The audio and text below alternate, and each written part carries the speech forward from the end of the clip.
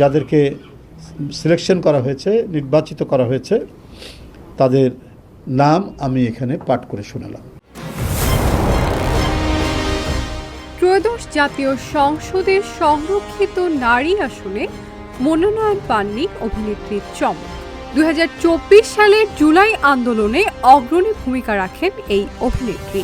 সম্প্রতি তিনি সংরক্ষিত নারী আসনের জন্য মনোনয়ন চেয়েছিলেন বাংলাদেশ জাতীয়তাবাদী দল বিএনপি থেকে, কিন্তু ভাগ্য সহায় হল না তার।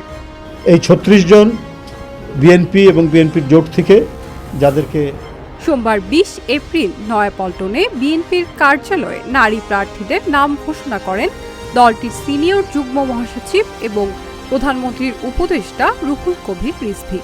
কুষ্টিয়া থেকে সংরক্ষিত আসনে বিএনপির দলীয় মনোনয়ন নিয়েছিলেন তিনি। সে সময় সাক্ষাৎকার শেষে চমক গণমাধ্যমকে বলেন, আমি দেশের জন্য কাজ করতে চাই, বিশেষ করে নারীদের জন্য। সেজন্য একটা প্ল্যাটফর্ম দরকার ছিল। আমার মনে হয়েছে বিএনপির সঙ্গে যুক্ত হলে আমার পরিকল্পনা বাস্তবায়ন হবে। কথা বলে ইতিবাচক মনে হয়েছে। আমি শতভাগ আশাবাদী দলটির সিদ্ধান্ত ইতিবাচকভাবেই নেব।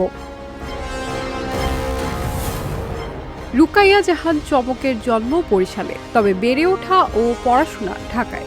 2017 সালে মিস ওয়ার্ল্ড বাংলাদেশ প্রতিযোগিতায় দ্বিতীয় রানার আপ হয়ে বিনোদন অঙ্গনে পথ চলা শুরু চমকের। 2020 সালে ছোট পর্দায় অভিনয় শুরু করেন তিনি।